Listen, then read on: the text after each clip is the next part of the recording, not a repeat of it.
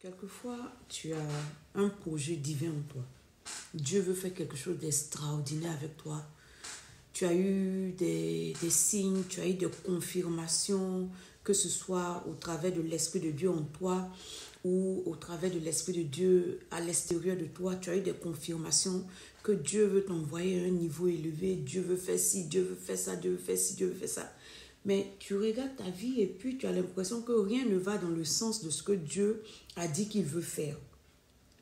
Quelquefois, c'est simplement parce que tu es en association, en couple, en ménage avec une personne qui ne correspond pas à la volonté de Dieu pour toi. Quand tu t'associes à ce qui est démoniaque, quand tu t'associes au charnel, tu ne peux pas réaliser ce qui est du spirituel. Quelquefois, c'est ça ton fardeau. C'est à cause de ton entourage que tu as la réalisation, la manifestation de ce que Dieu a promis. Parce que Dieu sait qu'il ne peut pas t'élever tant qu'il y a encore ces personnes, il y a encore ces choses, il y a encore cette manière de comprendre. Donc Dieu lui-même, celui qui est la source des adversités, il va provoquer le nécessaire pour nettoyer, pour te purifier de tout ce qui doit partir avant de t'élever.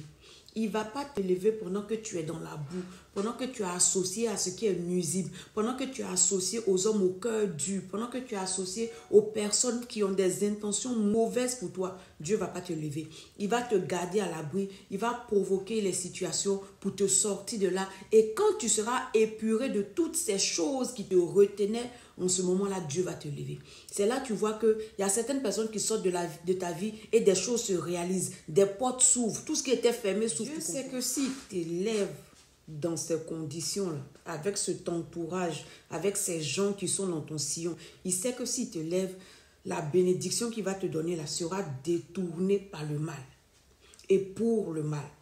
Donc, il ne faut pas forcer. Quelquefois, tu es dans une dynamique qui fait que tu n'avances pas. Il ne faut pas toujours chercher loin.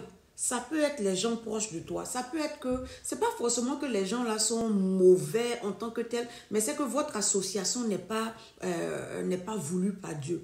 Donc c'est simplement quelquefois, il faut se détacher de certaines personnes, il faut se retirer de certains engagements et puis tu vas voir que les choses vont commencer à s'éclairer dans ta vie. Il ne faut pas forcer, mais en toute chose, il faut demander la volonté de Dieu. Seigneur, cette association dans laquelle je suis, est-ce que c'est pas ce qui me retient, c'est ce qui me maintient en retard? Délivre-moi de tout ce qui me maintient en retard.